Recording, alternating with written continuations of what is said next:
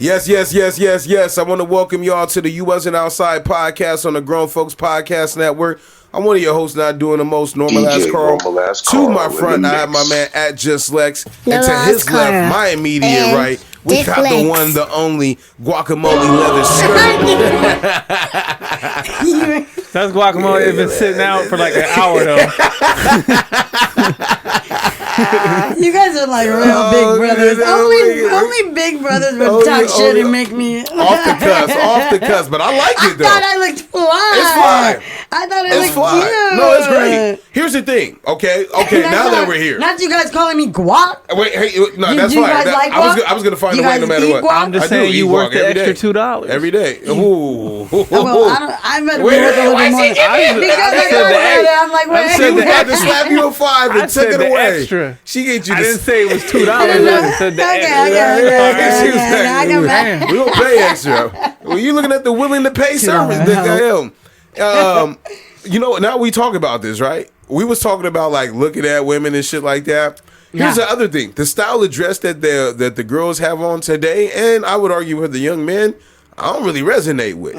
Like what? Like as far as like the sweat, like a lot of like the more casual. Let me get to it then, like where I was at, and I'll tell you where I've been at. Right, so I've been dealing with a family member being sick. I ain't gonna get specific right now. For the last couple of weeks, it's a lifelong thing, and so I just started reflecting. I was like, yo, when the fuck did we get here when I was like the OG now, right? Yeah. Taking care of shit. I was telling Lex before you came here, it's like, yo, I looked up this week. Like in the last 2 weeks, I looked up. Like I put my head above water and I was like, fuck, when the fuck did I get here, right? Yeah. And I'm looking at like people, you know, my relationships with people. I'm looking at, you know, my relationships with family members. And then I'm looking at like where I stand in the world right now. And I'm like, fuck, I really don't resonate with the young kids. I think cap is like the last of my lingo that I would take from the young kids, and everything else is new that I just won't use. Yeah. And the style of dress is just completely different. So like, to me, I can't tell who's 15. By the way, with the baggy pants and shit, like you be out somewhere, like obviously like if I'm in a bar or something, but like if I'm out, let's say at the gym, or if I'm at like an event or something like that where there's, you know, a mixed group of people, my eyes be staying forward because it's like I can't tell the difference. Yeah. I'm not a fan of the baggy pants. I'm not a fan of the dirty Air Forces and the dirty white Nikes. That's like now the new trend. What else is out there right now? Oh, the high top Vans is coming back. I'm like, yeah, you can't, like all the high top shoes they bring it back. Look, I love it. My wife is starting to come into the culture wearing baggy pants too, but it's like I already seen you in your tight shit, so it's cool, right?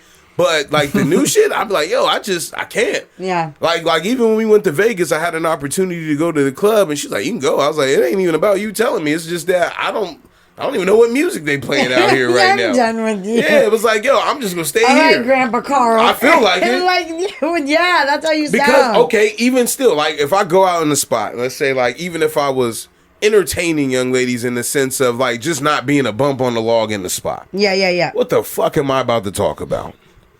Hey, how was your kids? weekend? Yeah. I always said I never wanted to be that dude. So it's like, yo, like being 30, I'll be 35 this year, right? So like being 35 and in some 24-year-old's face, like, oh yeah, my kids had a game this weekend and shit. He played pretty well. Like that sounds fucking trash. Yeah. But I have nothing else to bring to the table, right? And anything you talking about, I'm like, ooh, whatever you're talking about, it hurts. Yeah. Like that hurts me. Like you stayed up till 3 a.m. Both nights.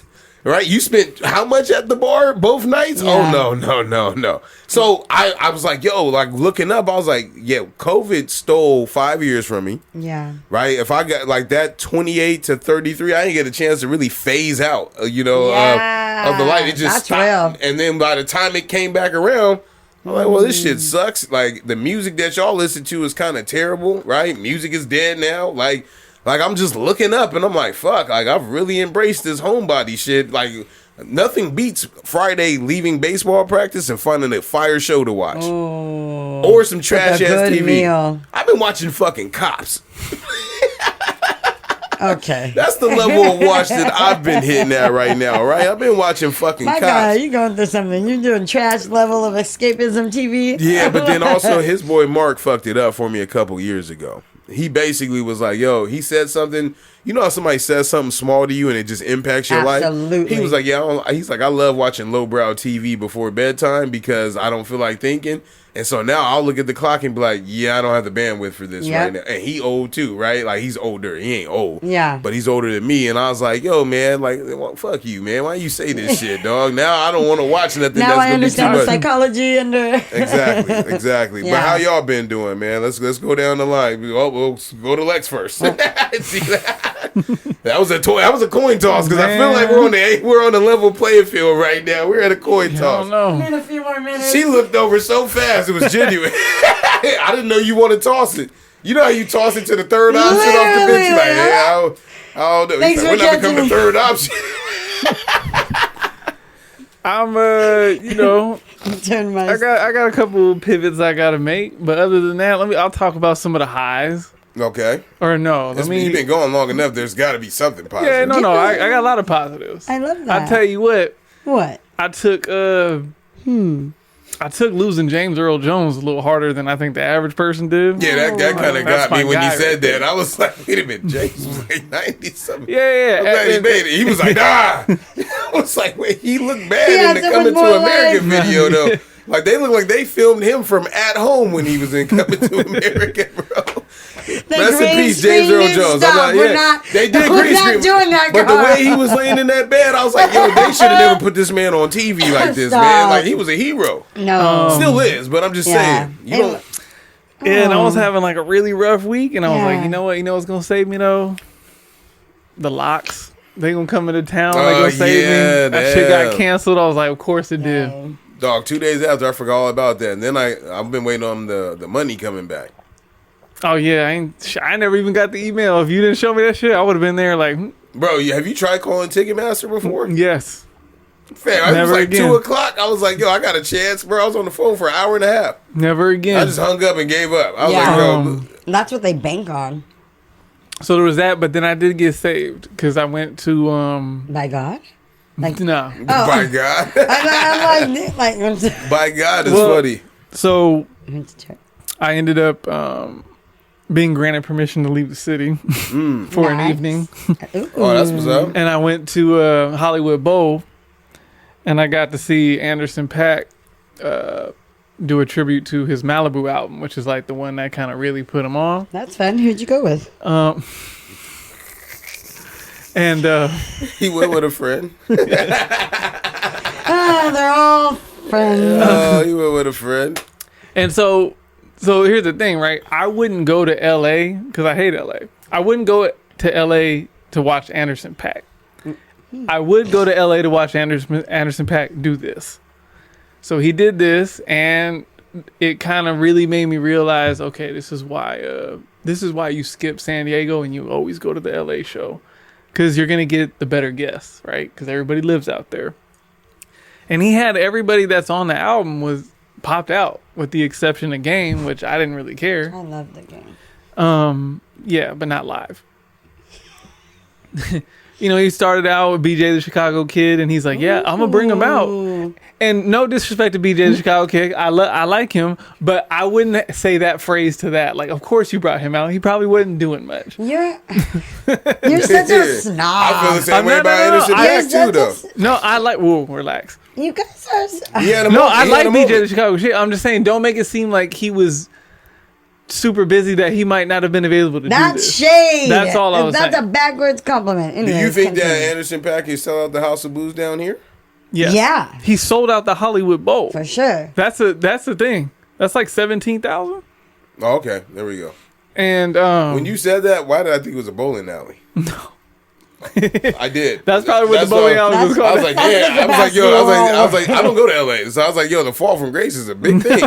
I was like, yo, he's at a bowling alley. That's why you asked him what he sell out House of Blues. After that, Schoolboy. Yeah, I know, right? A bowling alley. Oh, shit. Schoolboy Q popped out. I was very surprised. Okay, now we got a real show. Okay, very surprised. Because I was like, I don't know. Now I'm not Most impressed. people don't know who BJ the Chicago Kid is, though. Those people suck. Well... True. That's all I meant. It's the white people that's not him. Those are the ones that don't know. I'm surprised he remembered that verse from this album. I was like, I don't know if he's gonna be there. He might still be on tour, but it's over. And so he popped out. You're so bougie right now. No, it was great. Talib was there. He popped out. He'd been stuck in Ohio with Dave Chappelle. Didn't realize he was in L.A. Rhapsody popped out. Oh, yeah. You got a real show. It was good to see. That's cool. So, this whole concert was him performing this album from top to bottom. Yeah, I would have loved that. And he did it, and it was amazing. Oh. He was a great performer before, but you can tell hanging out with Bruno Mars like he has, he's definitely put a lot even more into it. And it was great. And you can tell he was like excited. He's at home. He didn't want to leave. Like they were giving him plaques. But the album's only an hour long. So he finished and I'm like, oh, okay. Then he starts like going through some of his other singles or whatever. And, he goes through like the ones, oh shit. I know Kendrick's not here. Kendrick didn't pop out. Oh, I know Andre 3000's not here. He didn't pop out. But totally off guard. I was already having a great night. Corday came out. I was already having a great night. Like, it was a good show. I was happy. I don't like to drive to LA, but whatever. And then out of nowhere, and I don't know why, because I'm so used to, I don't really go to LA for shows like that. I lived long enough, and I finally got to see Dr. Dre live. He popped out, and I was like, out of nowhere, I was excited. And I was like, oh. And I was like, oh, he has been coming outside a little bit more recently. And of course, like that, he's signed to Dr. Dre. Still, though, I would have not anticipated that. And even though I was at the top of the Hollywood Bowl, like it's not the greatest place for a concert. But it was, an experience. It was fun. Like I was like, damn, I waited like pretty much like 25, 30 years for this. That's so cool. I lived long enough. It's crazy to say I lived long enough to do this when he's like 60 and I'm only 35, but he don't be outside. Yeah. That's really cool. It made it all worth it. How was your excitement face? I don't know what my face looked like. I know what it sounded like in the you're video. Like an internal joy guy. But I can only imagine. No. I was out. It was out. It was all out. Yeah, it was all out. I should have paid money for that. The crowd there was very. It was a very diverse crowd. I was looking around like. Was it high energy? Like were people dancing? Yeah, it was good. It was a good show. Weed was in the air. Yeah. Pat downs can't be crazy. that efficient. No. I definitely could have had the blicky in there. I'm like, hold on. I was judging it. I was like, when we walked in. When we walked in, I said, Stop damn. North scared me. They be like that. Just when we walked in, I said, oh man, I could have brought that.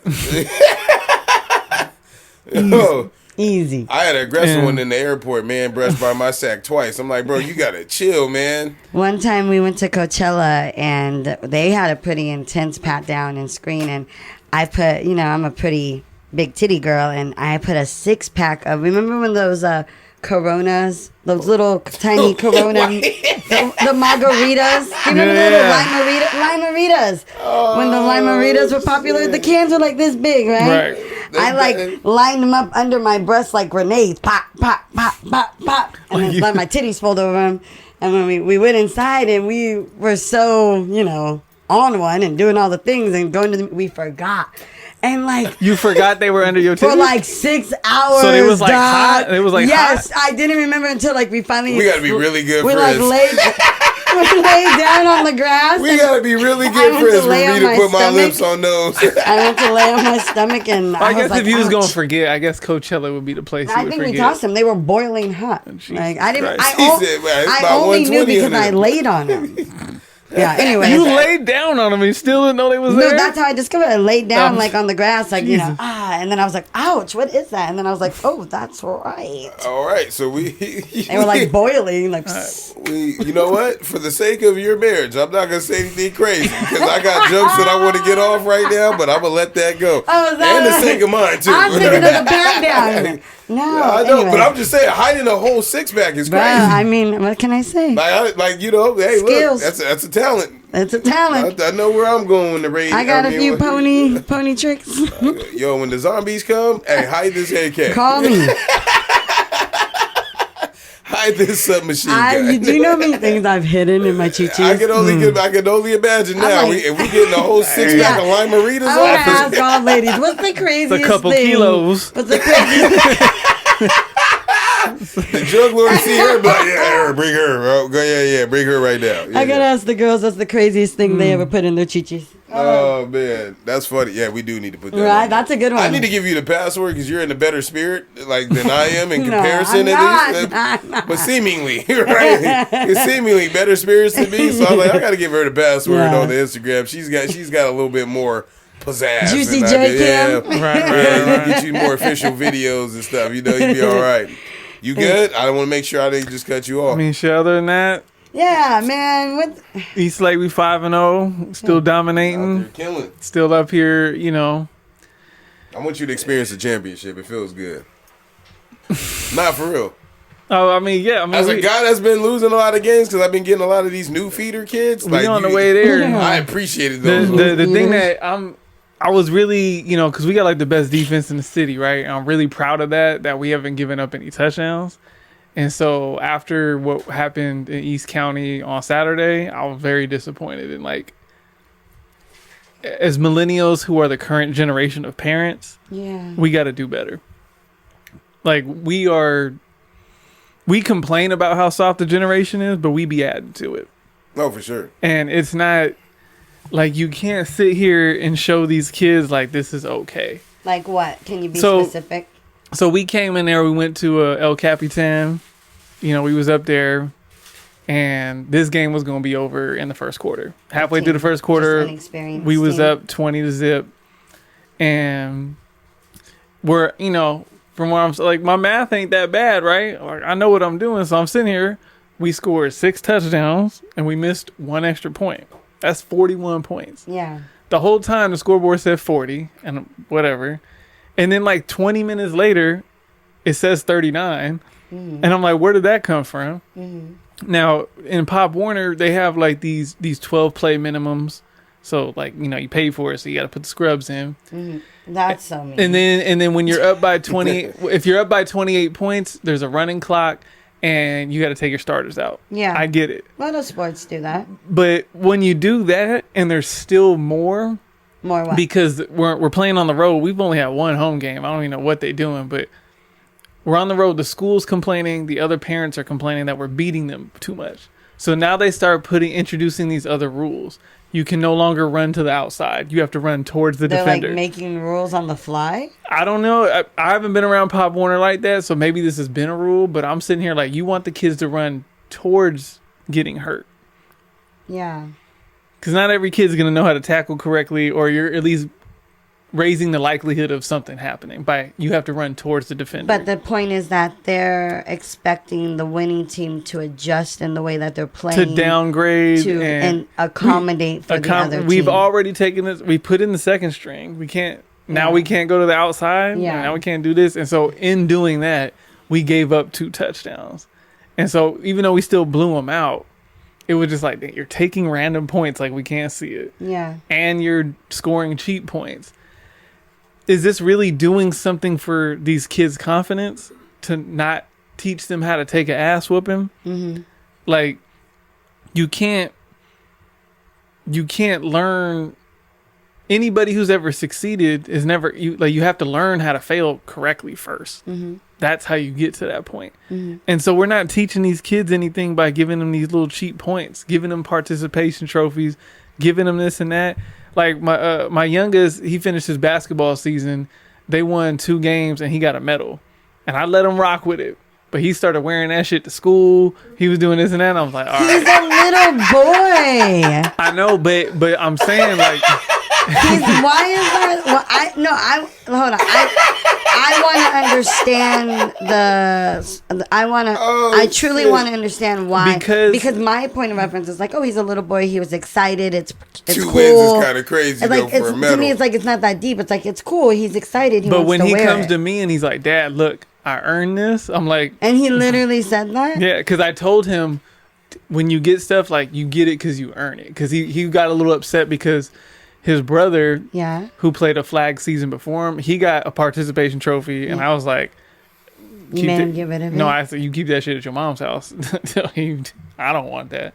But I didn't put the emphasis on it. I just said, instead of like going hard against it, I just stayed quiet. Let me clean this up so you don't sound like a dickhead. Hold up. No, I don't care what I sound like. A dick. Okay. And then easy, Tiger. This I literally said I didn't think you sounded I appreciate like a dick, it. and that sounded a little. In this last flag season, he won the championship and he got a ring. Yeah. And I said, which one feels better? Yeah. Because you worked hard, you won games, you got to see what it felt like to earn this, and you participated enough to like you did something, versus you lost every game last season and then we went to Labella's and they gave you this little trophy.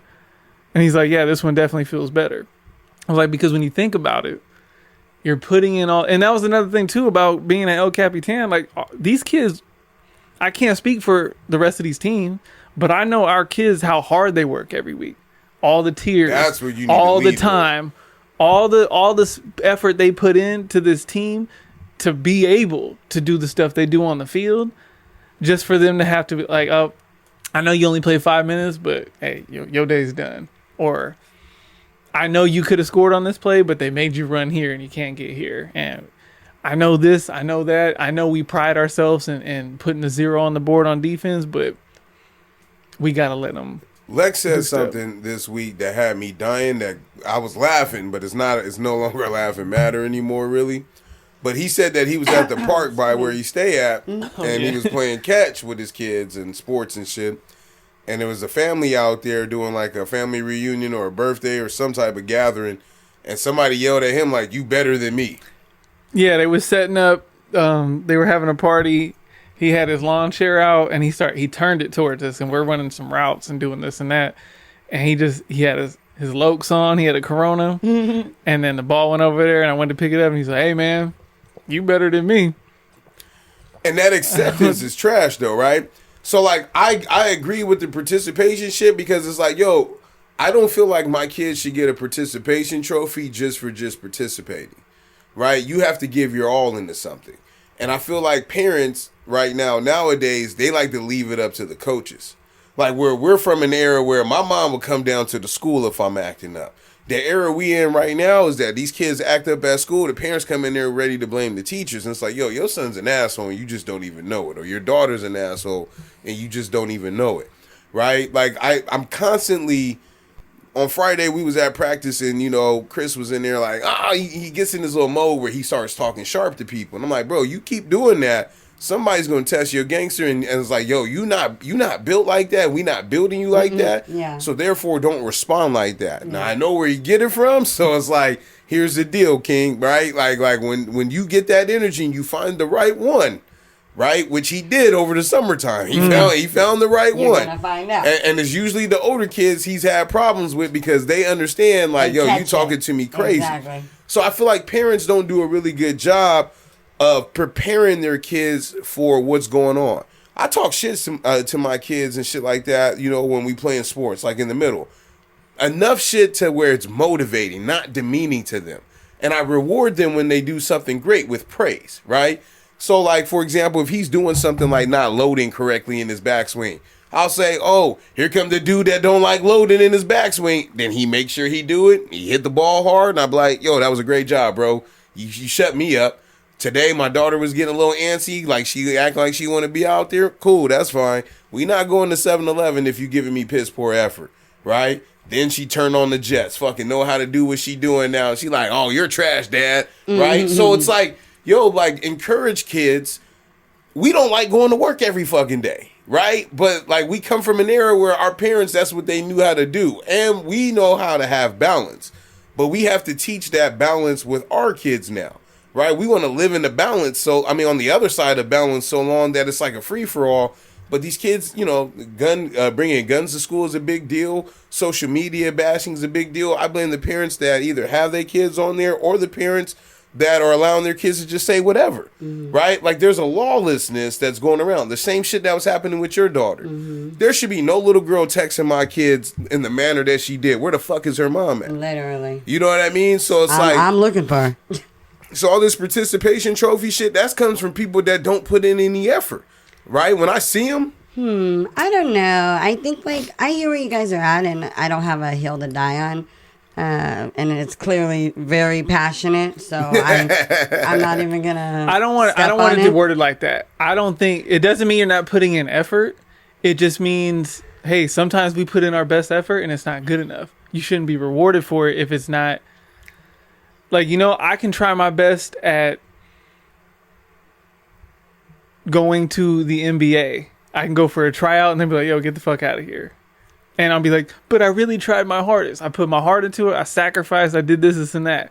So, and, it happens at any job. I worked hard. I did this and I can't get a raise. Oh, well, you didn't meet your quota or whatever the case may be. Sometimes it just don't work out.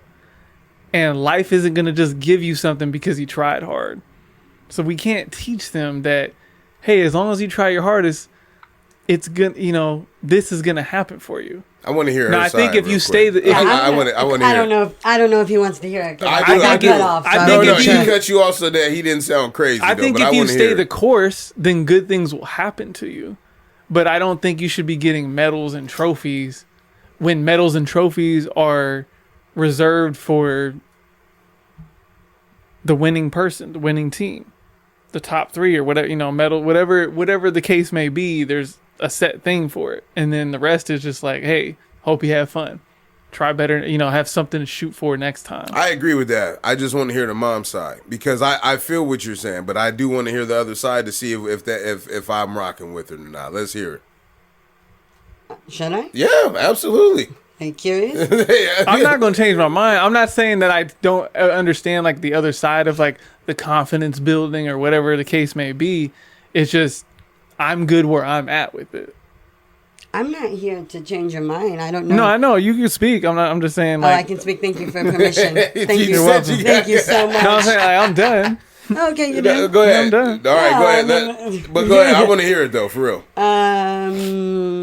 I think that more than one thing can exist at once, and I think that children and their development, and not even just the confidence, just the psychology of trying new things and being around things is important in the way that we talk and handle those situations. So I think that for me, how I would personally handle and how I have handled participation trophies or awards are, acknowledging that, hey, like, I'm glad that you participated in this, and this is acknowledging that you tried this and you stuck it through and you saw the commitment.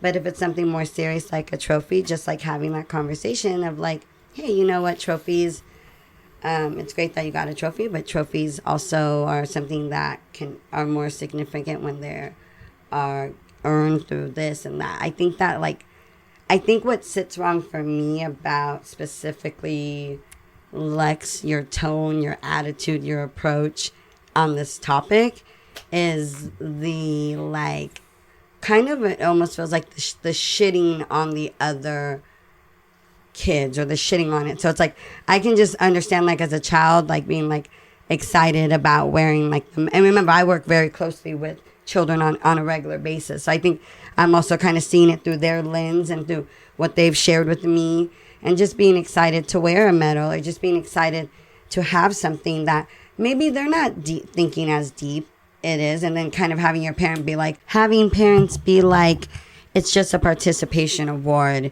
you didn't earn it, or don't forget that, like, just kind of like shitting on it. And then the child going from like feeling excited, like, because it's not that deep to them, to all of a sudden internalizing like feeling bad about themselves or feeling shame.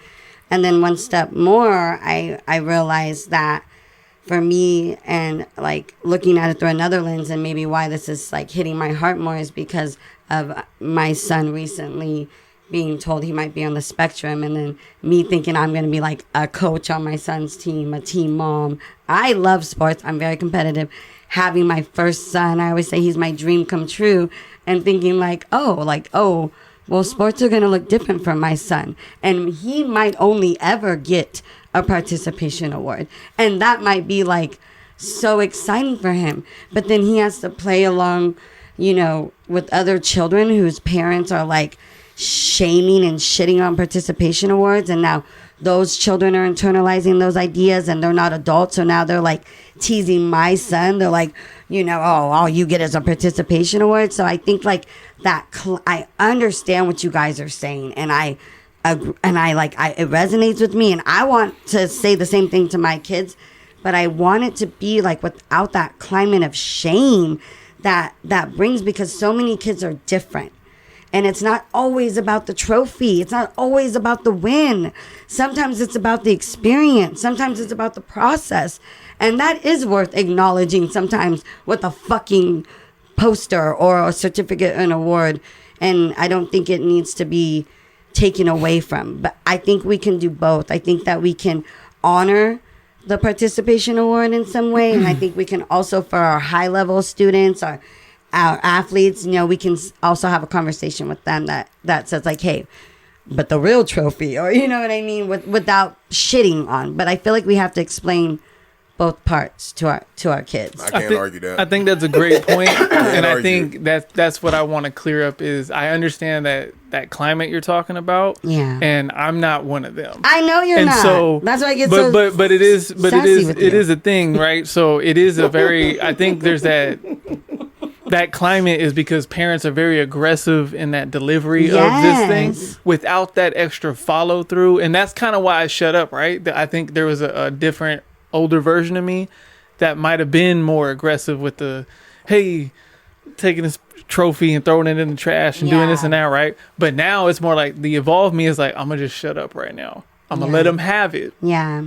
And then I will explain to him because I want to individualize it, right? It's not about shitting on the competition, shitting on everybody else. When we're in the game, put your foot on their neck. We're doing this and that. Yeah. But when it comes to, hey, it's not, hey, all these kids are lazy and they don't deserve anything. Because that's not necessarily true. A lot of these teams, a lot of these areas, they don't have the resources.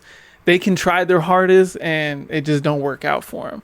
So on one hand, it's like, hey, you know what? That's kind of how life is. And life is not...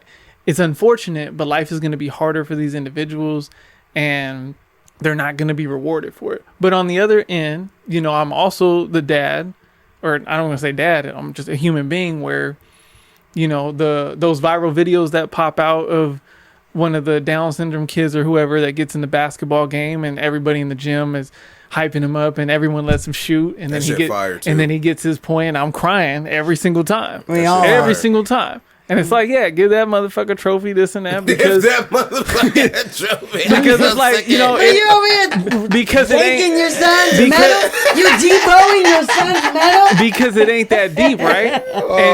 And those kids will tell you, it ain't that deep. But when my kid tells me it's that deep, I'm gonna respond that way. Yeah. And so I have the conversation of like, hey, are we just trying to have fun, or are we trying to take it to that extra level? To her point, did he give 110% though each game, his best? No. Okay, I can see why you felt that way then, because it's gauging it, right? Because I get what you're saying too, right? Also, where you're at, it's not the end of the road, right? At the end of the day, you just got to find, and here's the hard part. I'm going to tell you what the hard part is. You got to find dope-ass fucking coaches, because some of these coaches are trash. Yeah. Like, our teams have been terrible the last 2 years. Right? But I'm out there and I'm like, okay, I got to find another way to get this message through to you. Yeah. Right? Because I found a coach like that. Right? I don't give a fuck if we win a game or not. Right? If you get a participation trophy, cool. I'm not mad at that. What I'm mad at is for the people who don't put in the effort. Right? The parents. Right? The parents who have those kids. And I'm not saying that's you. Right? Yeah. The parents that have those kids that may have learning disabilities or whatever the case may be, or nothing at all. They're still parents where it's like, I get, you might be dog tired, but you signed up for it. They're just kind of dumping their kids. Right. Every time I look at your Instagram, you with your kids, I ain't got nothing negative to say about you. Who I'm speaking to is the parents that I be seeing up there in the lawn chair. I told this story on the pod a year ago. Dad was out here throwing the ball to a kid, and he caught it, and his hand started stinging because he caught it in the palm. He's like, get up, you need to catch better, blah, blah, blah. And the kid was crying, and I was like, bro, fuck you. Like, go play catch with him. Yeah. Right? Why are you waiting until the game to get on this kid about his catching ability right now? Where the fuck are you as a parent to go and play catch with him? You came late to the game. I watched you. You didn't play catch with him. You didn't hit no ground balls. So when the kids were sitting up here and we're setting an example for you, you can do better. Yeah. And you know better. right? So for you, I understand it, right? But at the same time, find somebody that's dope. And if somebody ain't dope and they just leaving them in the dust, fuck them, let them know. Because that's part of what we're talking about is these new millennial parents where it's like, yo, they not really even advocating for their kids. Yeah. Right? And then also for the kids that have the ability, recognize that, hey, look, I don't have to exert 120. I don't have to, right? You don't have to change the game too much, but maybe put in, hey, after you get up a certain amount of points, put in your non-starters and take your medicine and go. I just got humbled too on the flag football side with the younger one, right? Because I've been so focused on Pop Warner and doing this and that I haven't been on my all right, he's quarterback. I ain't put in a whole bunch of extra time with him at that position, so I had to shut up, right? So case in point, Thursday, his last practice, he's scrimmaging the team he's going to be playing tomorrow. Mm-hmm. I'm there. I'm watching it. I'm like, oh, this is going to be a dog walk. This is going to be easy. I'm hyping him up after practice. Y'all about to kill them tomorrow. Mm-hmm. Like, this is going to be, you see how easy that was? And I was bigging him up for, these little things that I don't think people big him up. Like, yo, did you see your feet on this little thing where you did that? We was doing that all day Saturday. Friday comes. Whole different team on the field, right? New coach I was like, that coach wasn't here yesterday. They got this kid who's at least 16 playing with a bunch of first and second graders, right? He said 16. This kid was big as fuck, right? But I'm like, hey, but I seen the scrimmage. We're fine. I'm telling the parents, hey, I was here yesterday. It's gonna be over in the first half. Ooh, shit. Hey, and then so I'm sitting there, right? The first drive, the coach is on the field, and my son's the quarterback, and this coach is back there. Hey, intercept this pass, right? So I'm getting offended. Yeah. I'm getting offended. I'm in the back. I'm like, yo, Zeke, show this motherfucker who we are, right? Hey, that first throw, they definitely picked that shit off, right? Hey, picked that shit off and ran it all the way back. Yeah. You got to look at it in the end zone. Hey, shows him, bro. Running the clock and all that other bullshit. And so I'm sitting there, I'm like, all right, it's 6-0. And then all right, 6-0. 12-0. Oh, fuck. And then everyone's sitting there looking at me. He's like, you just had to say these dog walking comments, didn't you? I was like, I didn't say it to everybody. But hey, the whole second half, I shut the fuck up. I was quiet. I'm like, hey, you got your medicine. You was talking and you was quiet. I believed in y'all. Y'all didn't show up. I believe it's crazy. I felt that. And even the kids that was at the thing, I was like, hey, they wasn't doing this yesterday. They was playing possum. Good for them. Oh, do you think they were faking y'all out? No, not at all. Not at all. I don't think they have that level of scheme in them at 6. They were just having a bad day, maybe, and I just didn't give them no credit. I was like, that's brilliant. It was fucking crazy. But then why do you think they were so much better the next day? The 16-year-old showed up. The 16-year-old wasn't at the scrimmage. He drove there. He drove there. The 16-year-old. Hit that hand claps. We haven't seen each other in a long time, and I want to hear your take first on what? On this. The Diddler. The Diddler. He did it? Yes. Oh, good Baby God. oil magnet. Wait, did we ever get to asking how she was doing? How you been? I didn't know if she wanted to do it or not. That's why exactly. I didn't know. I was like, hi. Shitty.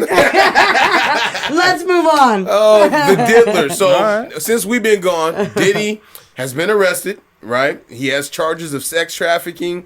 There's also been a lot of people bringing up civil suits in regards to Diddy now, and then he's been denied bail. And then we've also got the baby oil comments, and I feel like we've been getting a lot of leaks. I'm gonna be on the side that he's wrong. Let me just say that now because I ain't trying to get on anyone's side or anyone. It don't matter whose, right? But I think he's wrong. But I want to hear how you felt about that because Diddy was like a really big person in our childhood in terms of music, culture, and everything. And I've been feeling weird about this whole thing just in general. I feel like it's just another confirmation of men in power using their power to project evil and their wants, and there being a climate of secrecy. And to me, it just I'm just like, how much more proof do people need to realize that these things really happen? People are abused mentally, physically, sexually. And abuse doesn't discriminate. It doesn't care if you're ugly, pretty, young, old, male, female, rich, poor, famous, average. Anybody can be abused at any point of time. And, you know, Me Too, there was such a pushback, right, for Me Too from a lot of men and a lot, even like mothers with sons and, you know. But I'm just like, the reason why all of the I've always said that, you know, what happens in the dark will eventually come to light. It's because we live in a world where especially there is a huge climate around abuse, especially at the expense of women. And so I'm just like, and then I go one step further and I'm like, exactly. Someone like Cassie, the video from the elevator, you know, I'm just like, I mean, I've seen my mom get her ass beat like that. You know, I've gotten my ass beat like that in past relationships. Like, so I'm just like, so it wasn't like so shocking I know many women, I can name 10 women I know personally a relationship with that have had those kind of experiences.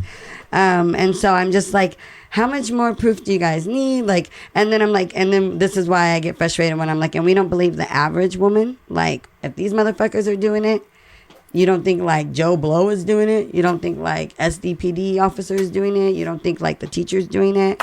So it's unfortunate. It's sickening. It's disgusting. It's devastating. For me, it just completely like, I love music. Lex loves music and he's like really educated in music. And I really love music in a whole different way. It's very personal, very special to me, a very deep relationship with music. But it's done. Like for me, I'm like, I just can't. Like I won't be able to enjoy because it's so clouded by the imagery of abuse that he's projected that I can't even enjoy. It's like an R. Kelly for me now. For me, where I'm kind of dabbling with, like as far as like, is I'm like, he's produced so much music. Like he's produced artists, he's written songs, he's produced tracks. And so I'm like, you know, that's where I'm like, well, even when I'm hearing Mace, even when I'm hearing Danny D. Kane, even when I'm still feeling that. So I feel conflicted. But I hope that people are just like, this is not crazy. This is not like shocking. This is like what really actually happens. Women get abused. Men get abused. People get abused emotionally, mentally, physically. And people in power with money and influence also abuse people. And they normally do it better and longer because they have the resources to do so. So it's like, yeah. I feel you on that. Yeah. I mean, the internet's undefeated, right? So yeah. The baby royals. The fact that you don't know when he's that much. The fact that his lawyer tried to get what else is he using all that baby oil for? The lawyer tried to get that Costco line off. Yeah, that's Wait, that hit the soul. No, I don't know. He said there's a Costco up the street, and you know how Americans be buying in bulk. No, he really said that to the point that Costco to defend the oil. That Costco responded and said, "We do not sell that much. we don't."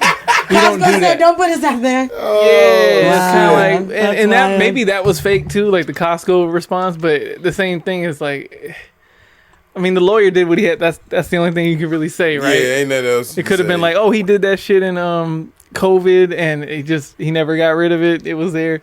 That's not the point, right? The baby oil is like the lightest part of the whole story. It's just like what super self-incriminating. It's what makes it funny because the internet is looking to make jokes out of everything. Always, yeah. And I just think when things like this happen, everybody becomes an expert on that topic. And I just want people to I want everything to be just... What do you mean by an expert? Like everybody becomes an expert on whatever the topic may be at the time. No, I get what he's saying. Like how the legal people come out and say, They'll come out did this, and we did this, do this in the bail, and then it's like usually this happens, and it's like it's like sports commentary. Yeah, like we get the play-by-play, and then everyone's getting different messaging. And so I just want people to like for the civil suits, sure, all the stuff, the abuse part of it. I hope everybody gets paid. Everybody, that I know that doesn't fix everything, but like, you know, Make it feel I'm better, sure. That's why you filed. From some of the abused people I know, like seeing them have their day in court does bring a little bit of peace to them. Like, okay, something's happening right now, Yeah, and hopefully everything ceases to continue. But as far as like the criminal charges, I just feel like the racketeering. I just want that shit done properly, because it's like they're making it seem bigger than it is on like the non-abuse stuff. He's about to face 30 years. That's for being big. Nasty. What do you mean? No, some of that shit was like drugging women and filming them against they will and moving shit. prostitutes across that's sex slavery. So I mean, sex slavery should be treated as a big deal. Yeah, no, for all that, for those details, yeah, sure, but I'm talking about like the things that I've. The big deal is crazy. That's not a crime. Like, I get that. Like in general, like people were trying to put extra on the actual, at least how I was, what it looked like to me outside of like the drugging part. Like, yeah, that part, sure, whatever that is, however many years, cool, give it all, like double it up, whatever it is. Do you feel like people are blowing the sex parties out of? I think people are blowing the crossing state lines to like being flown out for sex. That is not why that's not crazy at all. Like, I think the court's gonna be full of like, I think that just happens. I deadass have a family member very close to me that spent 10 years because he was a pimp and he was flying women across state lines. And so once you do that, it's a federal crime. She's right though, because it's sex slavery. So like to me, I'm like I think it's that people are trying to downplay it. Like, oh, they're just nasty. They're just partying. Girls were getting money. It was the lifestyle. It's like, no, actually, like. I think I was more on the lines of he's like, I support. I don't want to say like actually, but I support sex workers to the point where, hey, if someone's flying you out to have sex with you and pay you.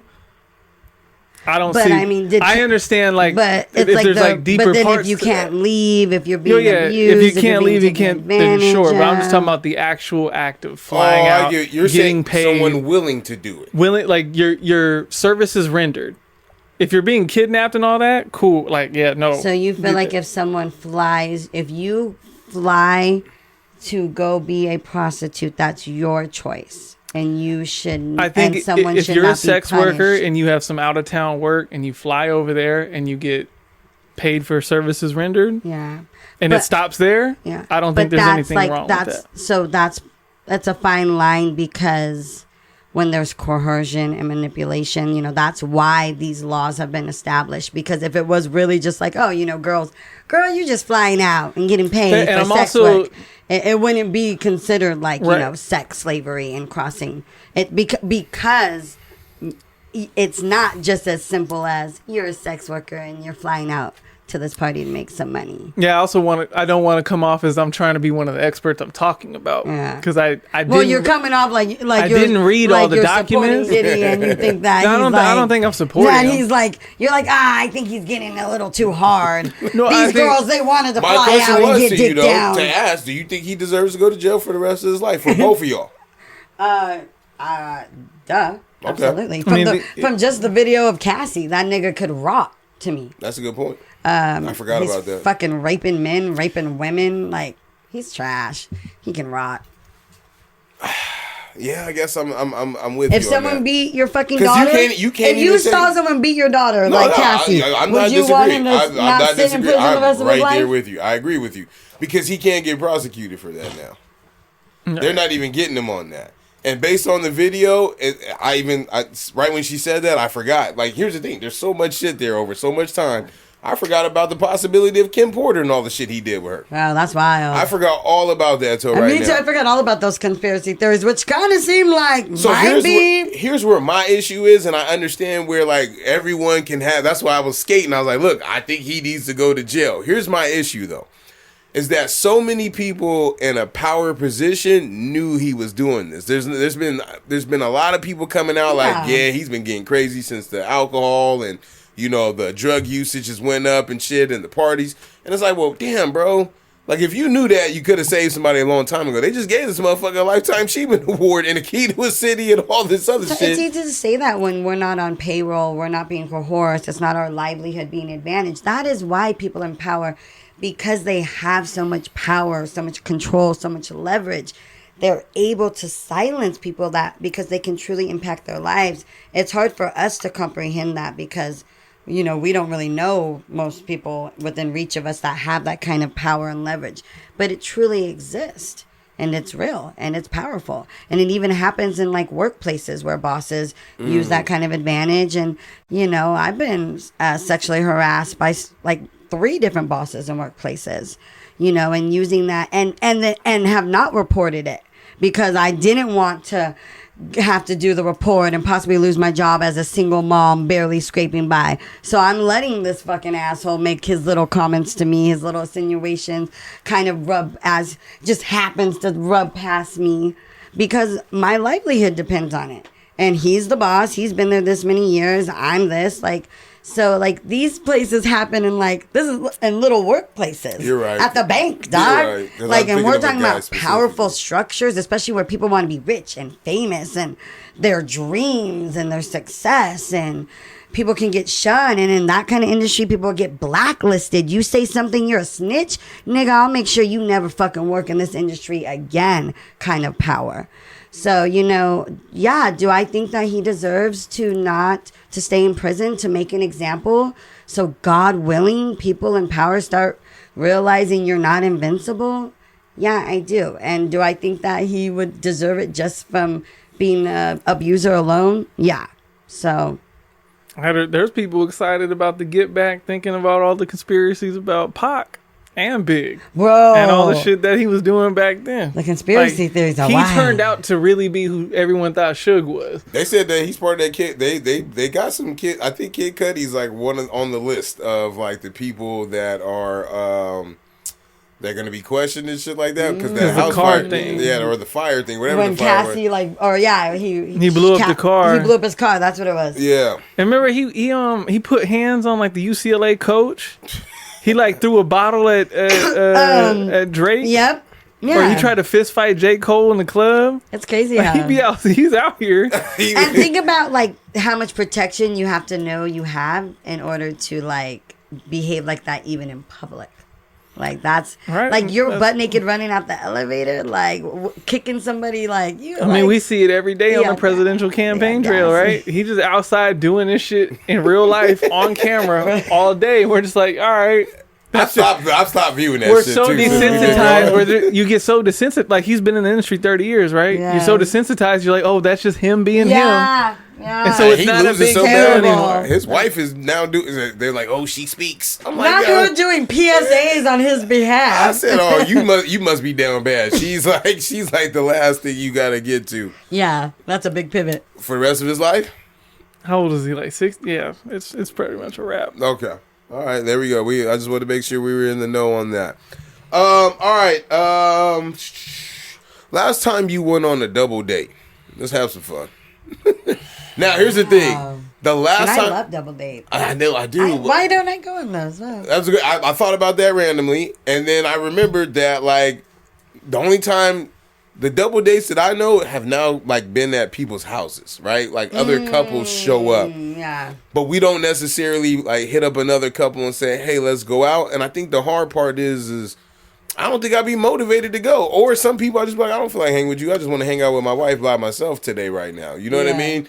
But I feel like the double date culture is kind of dead for us. Yeah, it is, and I think we need to bring it back. Yeah, I haven't even thought about that.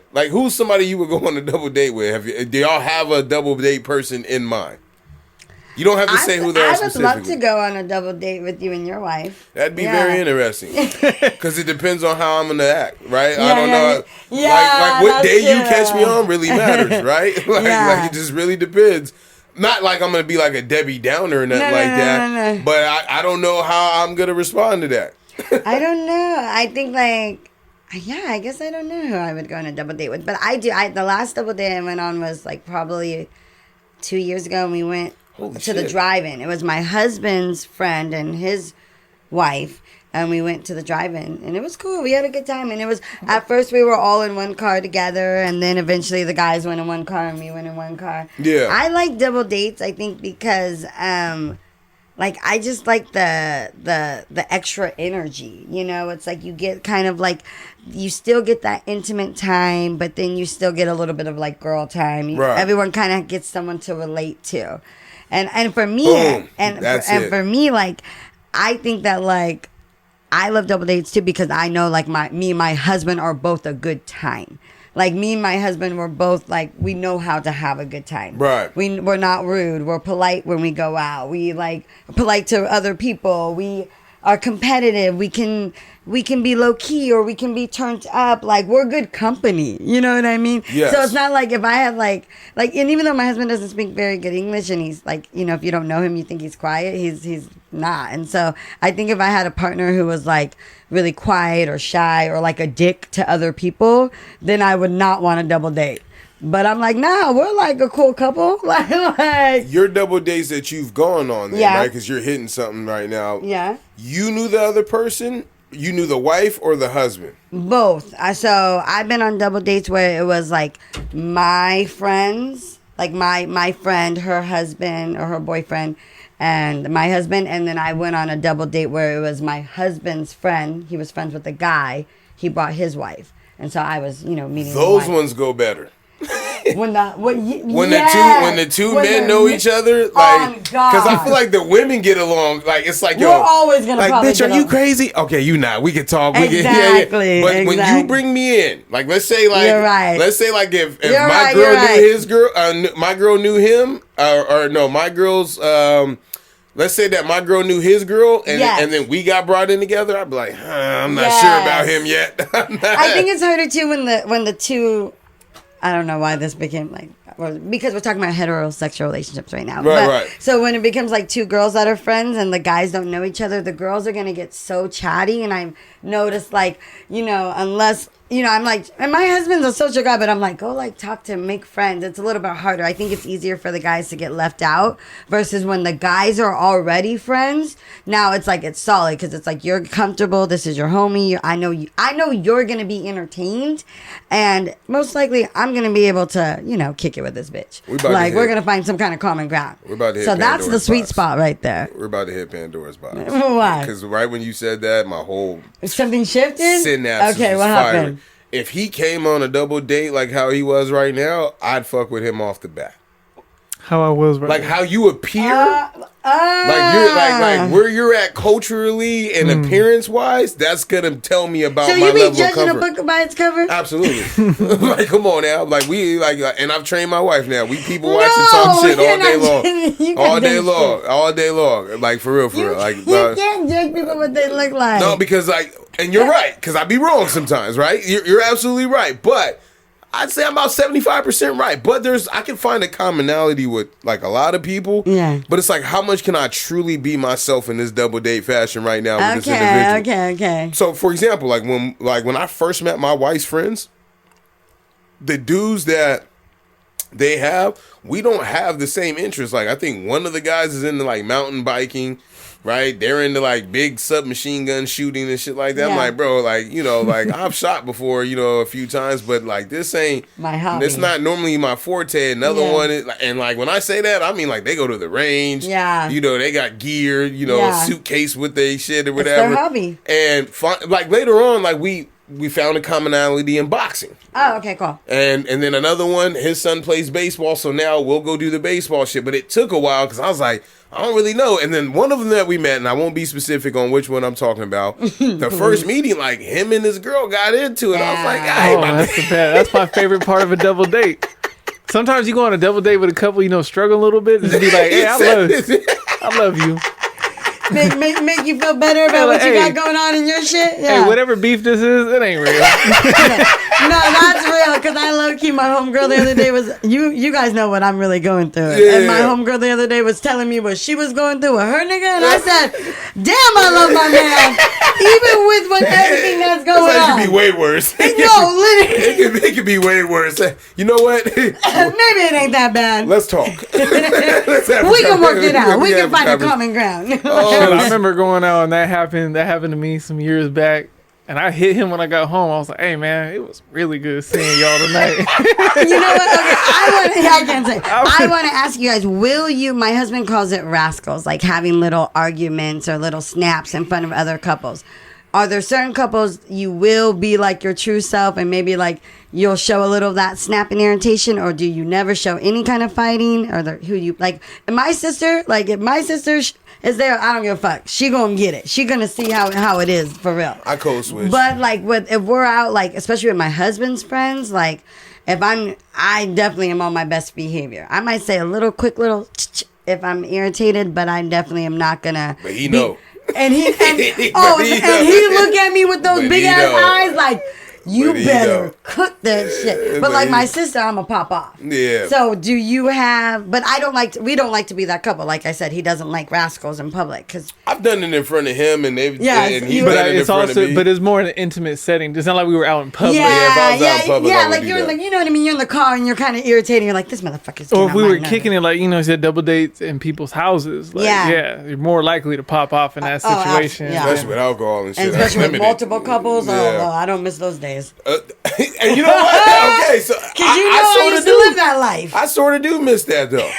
Like going over community relationships. Just playing games and shit like that. I do miss that. But that's where the fights would happen because like this wasn't that long ago, right? Like we would all have our own shit going on, like and don't go over somebody's house like when they're actively having a fight, because now we're all in it. Yeah, because now it's a round table discussion. Literally, she's speaking to me in his soul right now. We both been on the chopping block in each other's houses. Battle of the sexes. Like, I'm like, damn, I thought we were here to party. Now we're over here on date court. Yeah, date court. Relationship court. And we're all fucking members of the court. That's crazy. When's the last time you went on a double date?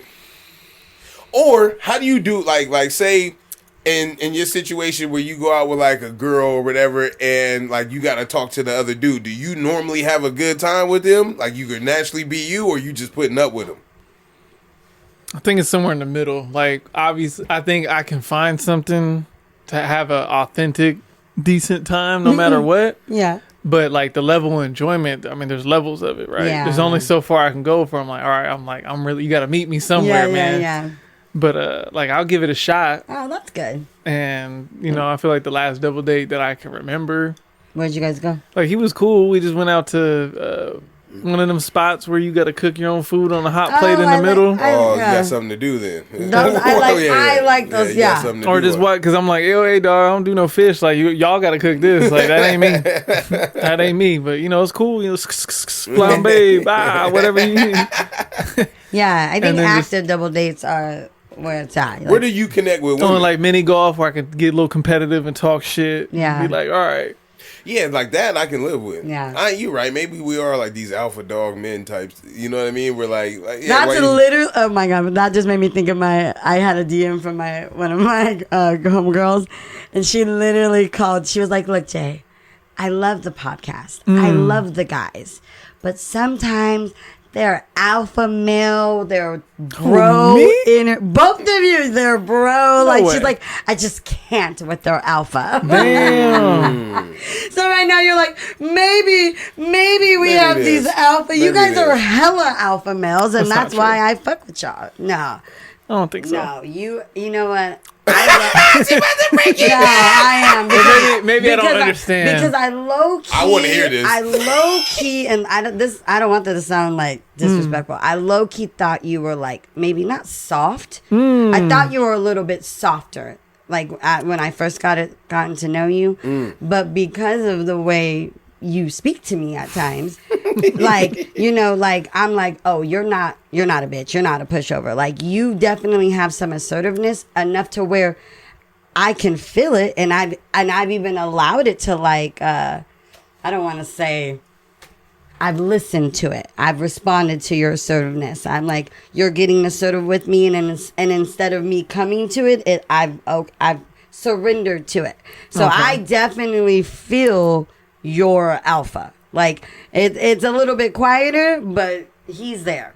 And duh. I did a little silent cheer for you because I don't see it. But if she see it, is she yours? I see mine, but I know mine. And I'm a strong woman. I think the quieter version of it is probably harder to detect. Then maybe that's what she's saying. Like, because the general, like the stereotypical alpha is probably more animated about it. You're laid back, but there's a point where it's like you're gonna bite and bark. You know, it's like versus like I would think that the assumption would be that you're gonna kind of walk over you or you're gonna kind of take it, but she's right. When you don't want to take it, dog, you don't take it. She's absolutely right. Because there's shit that I agree with you, right? The ad lib to what you're saying and not cut you off too long. There's certain shit that I'm like, why the fuck he insert this shit right there? What the fuck, right? I would have did blah, blah, blah. Mm-hmm. And then I'll be seeing you in certain rooms. I'm like, that's the hill he wants to die on? So I agree with you. Yeah. Absolutely. All right, hit my hand claps. Let's go to shows to watch. And that kind of goes in a little bit about what we were talking about. We ain't talked about this in months. I got so much shit stacked up.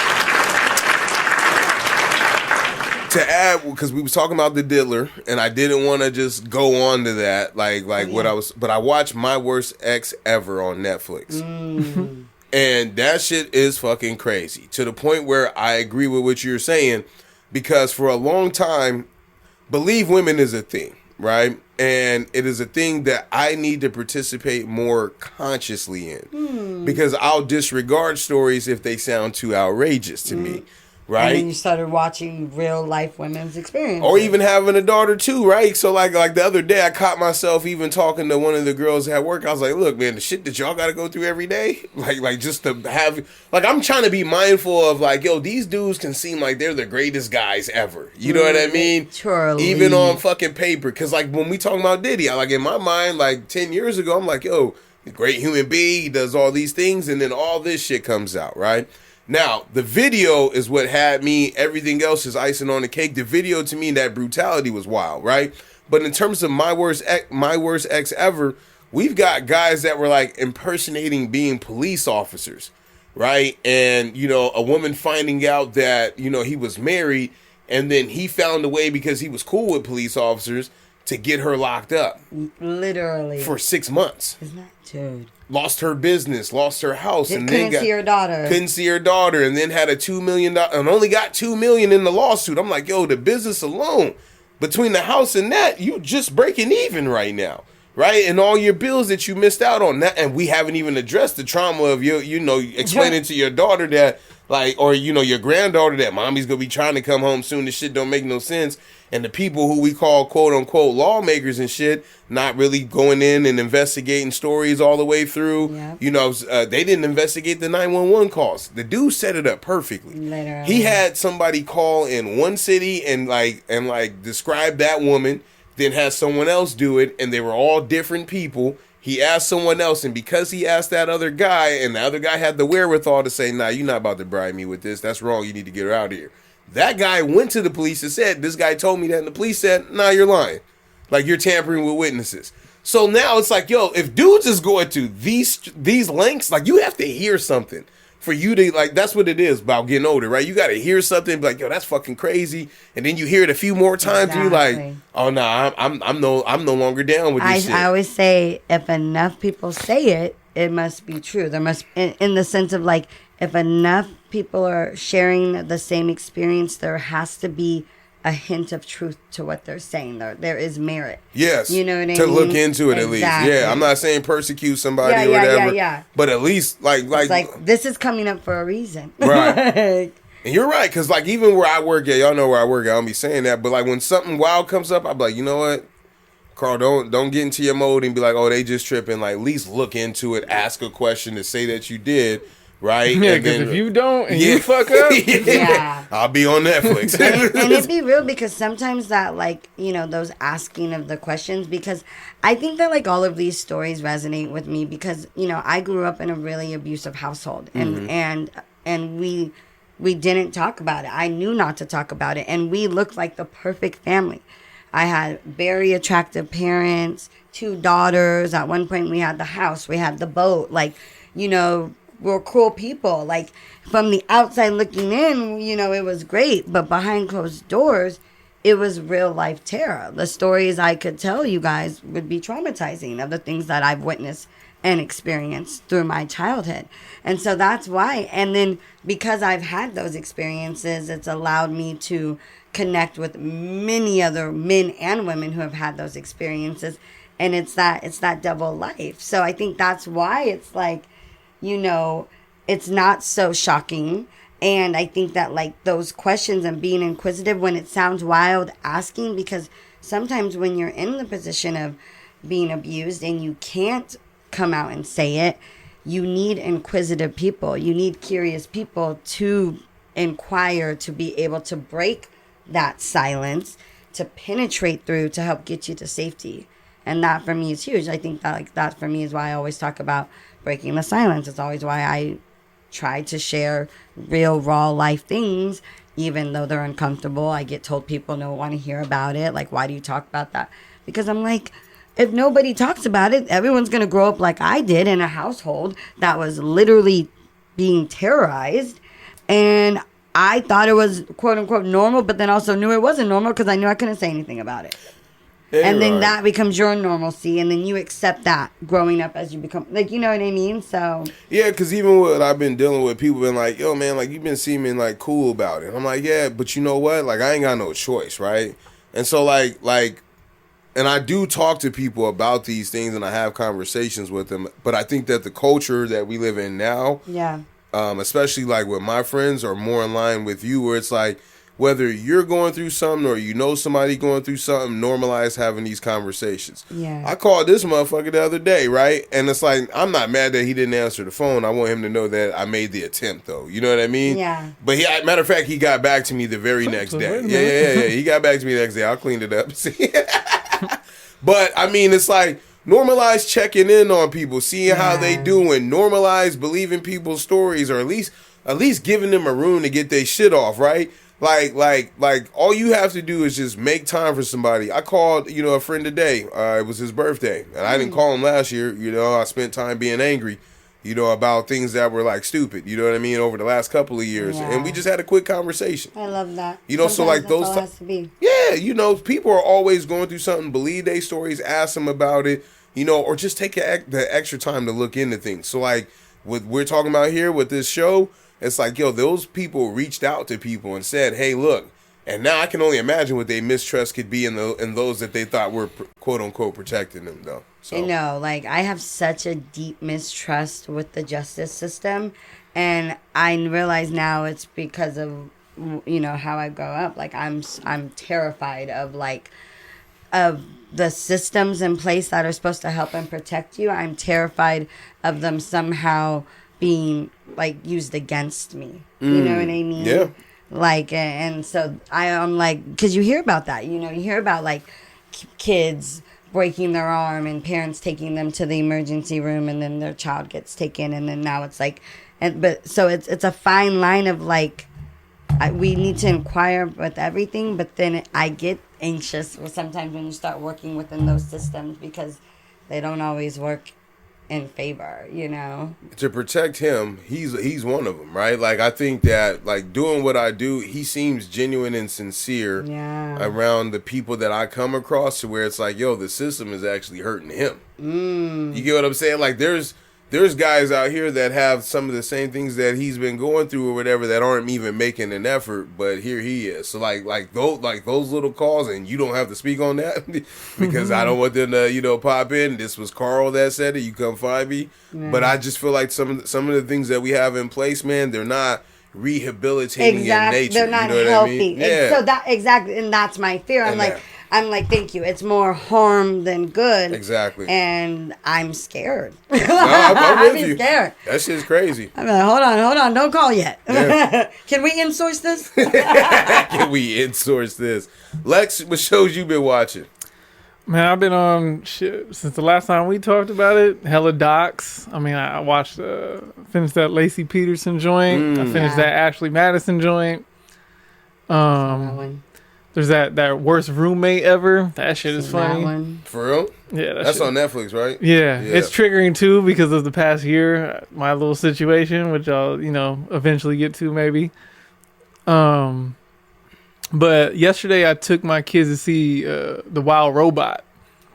I didn't know that was out when you said Me that. neither. I just heard the preview. I didn't know it was out yet. Is it cute? I think it just came out. Man, I was crying the whole time. That movie is not for children. I mean, it is for children, but I'm like, man, they ain't even thinking this deep right now. Oh, I'm definitely gonna cry. I'm about to go see that shit next week then. Because, like a robot is raising like a duck or a goose or whatever, right?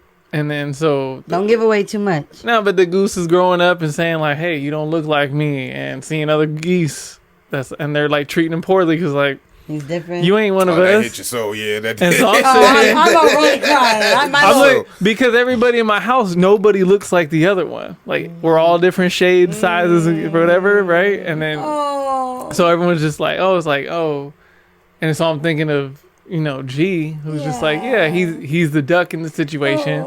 And then you got these other ducks talking about that ain't your real mom and shit like that. I'll fuck those ducks up. And then was in the movie, right? Talking to G. You think that robot is your mom? That's crazy. And then he has kind of like a mini identity crisis, and he starts treating mom like that, like you ain't like on that type of shit. And then did he pick up on it? No, that's why he just like, Dad, this is funny. I said, no, the fuck is it not. Yo, baby, no, I'm. Oh shit! This is funny. He get in crazy. Like, oh, how's the movie? And he's like, yeah, Dad laughed a little bit, but I was like, they're like, oh, it's funny. I was like, I was fucking crying. like I think it would hit even harder as a mom because it's a mom in the movie, but like it's a parent thing. Yeah. But like definitely on some mom shit, because then. She goes kind of, and there, there's also some darker environmental shit that goes on in there. I'm like, hey, motherfuckers. And we all know how you feel about the environment. They had it captured at the gate. But just like as the mom who like, you can't even see the sacrifice that the robot's putting in, like destroying her parts and messing shit up just because she does everything last. Everyone else got to be safe or comfortable, right? She saves the whole goddamn forest. You're about to make me cry. And so on some mom shit, God. I took it as like dads do it too. No, absolutely. But I can see like if I was a mom in there, I'd be like, damn, this shit would be super crazy. And it's gonna hit. Oh, I can't wait to see it. How'd the moms look? They were ducks. What? How'd the moms look when they were getting out of there? Did they look defeated? Oh, in the theater. Yeah, in the theater. I didn't really see a whole bunch of. There was like some families. I didn't really peep, honestly. There wasn't a whole lot of people in there. I'm mad I spent money on the tickets because I basically walked in that bitch. Right? Like, they were like, go to the kiosk, self-service. And then I did that, and it was for a later showing, and I came back like half an hour later, and I just walked in. Dang. I didn't see one person the whole time. I'm like, man, why I pay for this shit? I hate when I'm like, I could have got one off. The movies are struggling right now, bad. Like when we went, now granted, like around 5 o'clock, there was more people. I go at 11, 12, 1 o'clock times because I don't like dealing with all the bullshit. But the movies are struggling. Because like I'm sitting here looking like, and my wife was saying that too. She's like, remember we should just go to the movies? She even thought it was weird that somebody had a birthday at the movies. And I was like, yo, that was like a normal thing back in the day. Normal. Yeah. You know what I mean? But now people don't do that though. People like going to parks and playing music and bringing alcohol and shit. So it's like weird. Yeah. I'm like, this shit gonna be streaming in like a month anyway. I know. I love the movies. I think like for me as like a chronically mentally depressed person, I love the movies because it's a low level energy activity. Yeah. So I love it I haven't been with the twins because I don't want everyone to hate me in there. But like with Jaylee, like, when she hit her age, like we would go monthly and I would love it or sometimes more because it's like, okay, we're out of the house. I can pack us a lunch. I don't have to do a lot. It doesn't require a lot of my energy. You're sat. Your attention is focused. We're spending time together. We're going to go eat after. Like, you sneak the snacks in the same way you did the lime margaritas? You couldn't wait to say that shit. I probably put a 7 here before. Okay, but my shows. Forget their shows, people. All right, man, forget I watch all the docs. I've watched probably all those docs. But no. Grey's Anatomy is back on, folks. Like a new? New season. Damn. We're back in there, you okay? Put him on game. That don't happen all the time. Are you with Grey's? Do you watch Grey's Anatomy? No, that shit been on for like 20 years. Exactly. So Grey's Anatomy is back, everybody. I know there's a lot of change. OG fans, let's stick with it. Let's see it through. Oh, so they're mad. Yes, there's a lot of changing, but it's okay. I'm excited to see where this is gonna go. Next, Sister Wives is back on. Yes, I love Sister Wives. I watched a few episodes. And let me tell you, for my Sister Wives fans, this is the best season yet because these bitches, they're getting real. They don't like each other now? Everything. It's not that, yeah, well, they're admitting there's definitely some that don't like each other. Everything that they used to say to try to keep the peace and be polite and like, nah, they're getting, like the real world when people stop getting polite and start getting real. Don't skip over that too fast, right? What? Because I've learned watching Cody. Right? Yeah. That shit don't work. That's another reason why I can't. Cody literally calls it BS. He's like, my BS religion. Like, he feels like, yeah, it's crazy. Having 3 women is wild, dog. Like, can you imagine, like, trying to appease that many? Janelle says, like, one of the wives, my favorite wife, she says this thing where it resonated with me. She was like, I would be willing to do plural marriage again. She was like, because when it works really well, especially for a woman like me. Someone who loves to be, she was like, you get the best of both worlds. Multiple days of the week, you're independent. You get to do your own thing. You get to cook what you want, do what you want. But then you still have the benefits of like having a husband. And so, and there's a lot of benefits with having a husband. Someone who's always there to help you with shit, the money, the sex, shit breaks, like, having a go-to person, but then also still having like a whole lot of shit. Told about a couple key things and then get the fuck out of my house. That's how it feels. So it's nice to be like, oh, I got a solid, but then like you get a solid, but then I still get to like do me a few nights out of the week. It could be beneficial. Okay, so we got Sister Wives. Okay, Lie to Me on Hulu. This is a newer show. I think this is the 2nd season. It's really cool because it's one of those shows where it has 2 parallel timelines at once. I love those. I love those. It's like a This Is Us. I love This Is Us. So we're seeing their time in college, and then we're seeing 8 years later. It's very interesting. It's very, if you like suspense and kind of like mystery murder, I'm hooked. I watched. Hulu? It's on Hulu. Yeah, Tell Me Lies. I also watched recently The Boys. Which was really, really gory. You just started it? I binged it. I just Prime? Finished it. The one on Prime? Yeah. It was really gory. I honestly don't even know like how they know to like, how do you know when you blow someone's head up that's what it looks like? Like, I'm like, how do you even know how to put that imagery? So I closed my eyes a lot, but I did find the political undertone and the story very fascinating.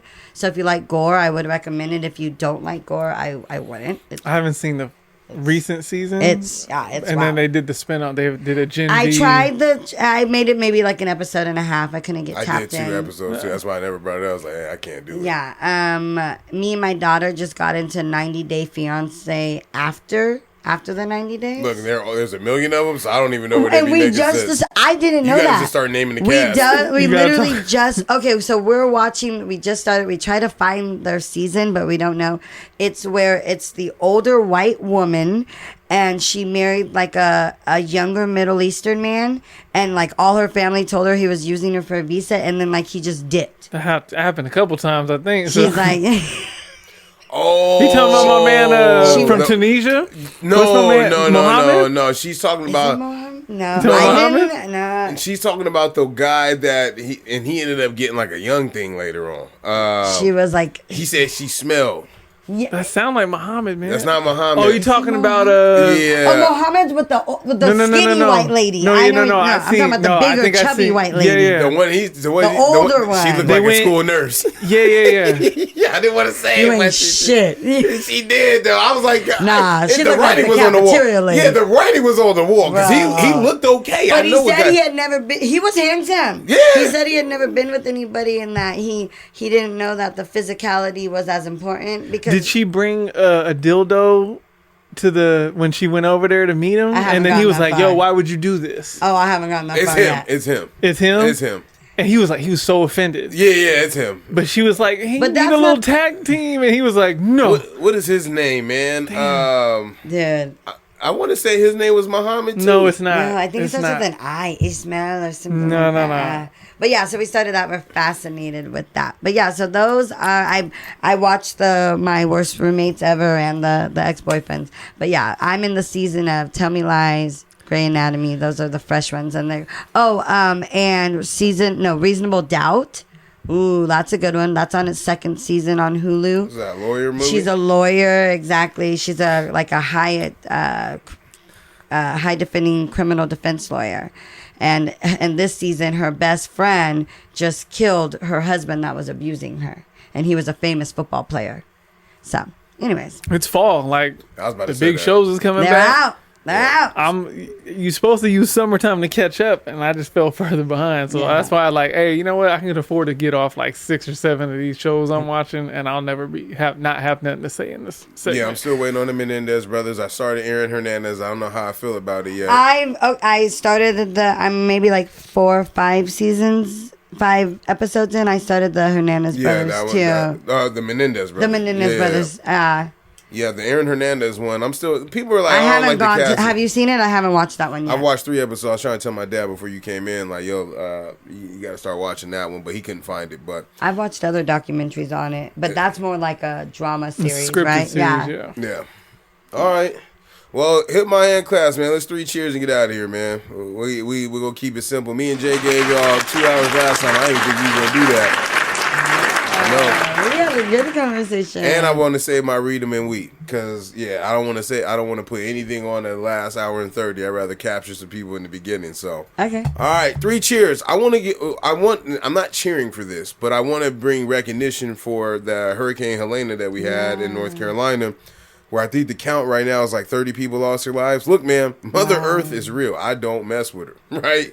And to be real, man, like I just hope that with the political climate that we're in, which I know we're only part of the problem, we have to get the rest of the world up to speed on certain things. It's bleak, and it's weird because my kids were asking me questions like, "Yo, it's hot," and I was like, "Look, it's gonna get hotter in y'all time, right? When y'all hear it, and when y'all kids have kids, like that's where it's gonna be, bothersome." And then like the scary look, I told you that Chris he's like you, he's a Mother Earther also. And so he was looking. He's a Mother Earth. I just need some time to shape him. Yeah, he's a mother. I just need to. You remember as a kid, your parents would say something to you, was in the back seat, and you would just stare out the window, like your mind just racing. He had one of those moments where he was thinking, like, "Yo, man," and I was like, "Look, dog, like it's gonna be a crazy fight for you guys later on, man, but." Hopefully y'all figure it out. I'll be out. So I'm done with you. Hey man, it's your problem now. Yeah, that shit. We passed the torch. We had to deal with all the bullshit from all the people before us. So yeah, man.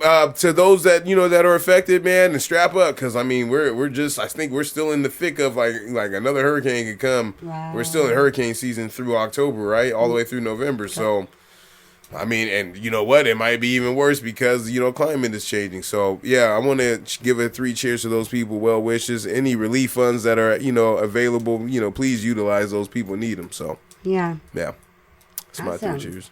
Good. You have a 3 cheers?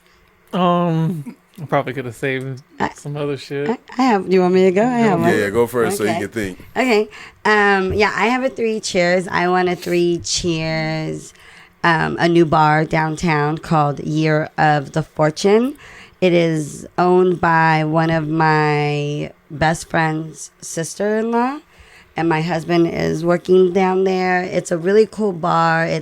To me, I think it's really cool because it's actually woman-owned. It's LGBTQ owned. So one of the owners is part of the LGBTQ community. One of the owners is a black woman. Shout out to Kiona and Yusra. 2 women that, this is their bar. It's right off of F Street. The address is 431 E Street, downtown, in between Star Bar and Tony's Pizza, which Tony's Pizza slaps. Like, it's so good. It's probably the best downtown pizza I've had, to be quite honest. Two brothers. Yes, exactly. 2 brothers own the spot. They're super cool. They're super nice. So check them out. But yeah, it's a new bar. It's the theme inside is Chinese food. My husband's cooking the food. It's great food. They do beautiful drinks. They do the smoke. It's got a cute aesthetic. They're open for events. What time do they open? They open right now. They're open. I believe it's Wednesday through Sunday from. I think they're opening up at 5, and they're going as late as they're getting the traffic. So it's a new spot, and so they're not getting as much of the regular foot traffic yet, right? So I'm giving them that 3 cheers because I want people to know about this place. I want people to support these women, to support this bar, to support my household. Yeah, absolutely. You know, so hippie bartenders. but it's cool. It's good people. It's good vibes. There's music. They do DJs. It's a great, if you're in the like entertainment or the creative business, it's a great place to host an event, you know. So definitely check it out. The Year of the Fortune new bar downtown it's going to be the spot to be for sure. I'm gonna have to check that out. Yeah. It sounded cool when you said that. Yeah, that's you why guys I asked should the definitely time. come by. Yeah. I'm actually going to be hosting an event there. I'm going to be doing like it's going to be like kind of inspired by what I've seen called a baby rave. So it's going to be like a dance party, but it's going to feature. I just contacted the DJ. I'm trying to book today, where it's going to be like music that we love, hip hop, R&B, but you're going to be able to bring your kids and dance and hang out with them. That sounds actually pretty dope. So I was inspired by the Blanket Sounds. Shout out to the Blanket Sounds experience, having that live experience, dancing to music that I love with my kids. Like, it was so much fun. And then I seen somebody online, they did a full on like a rave, and they called it a baby rave. What time are you doing to that? So that's what I'm trying to figure out. I'm like, should we serve alcohol? My husband thinks we can, so the bar can make more money. But I'm also like, you know, is that appropriate? Should we just serve beer? So I'm thinking, because it is downtown on the 5th. I'm like, are people going to want to bring their kids out? I was thinking maybe a 7 to 10, or maybe like a little bit earlier than maybe that. like a 6 to 8. If you can stretch it to 5 on a Saturday, I think that would be Okay, no, this is because the feedback I need. Time changes. Okay, so like a 5 to 7. Yeah, 5 to 7 is cool with that time slot, because I personally want to leave before all the nonsense gets there. Okay, and so I want to do like, you know, the first few people with their ticket purchase, the kid gets kind of gift. I want to do a catered menu. So instead of the food that we normally do, not a catered to specialized, I want to do like mac and cheese, like homemade corn dog bites, like chicken nuggets. Yeah. You know, like, but do a raffle too, maybe. Raffle would be, that's great, but I'm not quite sure what to put the ticket price point at. So I want to do like children 2 and under are free. It's gonna be like an event. So I'm like, I don't know what. That ain't my forte. You got that ain't my that's hard. What would you pay? Like if you're like, oh, we're gonna go down, we're gonna dance. There's gonna be food we can order. If there's other kids there and shit, and yeah, there's gonna be music that you. I would have an adult price, and then break it off by ages like you have. Yeah. Would you pay $20? Let's say because maybe you, your wife, 20, 40. You know. On the whole experience for all 3 of us, what I find reasonable would be $85. Everybody total. The whole household paying $85 for that experience. Okay. For whatever it may entail. Yeah. Food, dancing, whatever. Like give me what you want. But I'm only going to give you $85. No, I'm saying like food, dance. I'm saying like what I get back from it is food, dancing. Yes. Whatever the case may be. $85 sounds like a good Saturday for 3 people. Yeah. Okay. That's good. Yeah. Just saying. So it's around 20 and that might be to 25 per person, and then kids would be cheaper. So obviously I'd spend a little bit more money. So maybe I should include the food in the ticket price, so it's like, it comes with exactly a chicken nugget meal. Okay, now because that helps me think of that, because like you said, we all know how much money we want to spend on our kids on certain days within certain budgets. Absolutely. So okay, cool. Check it out. She was cooking live on the mic for you. That's all good. But people get their input in. Let her cook. Yeah, please let me know any input. Hit me up. Let's get the hell out of here. Word. We out.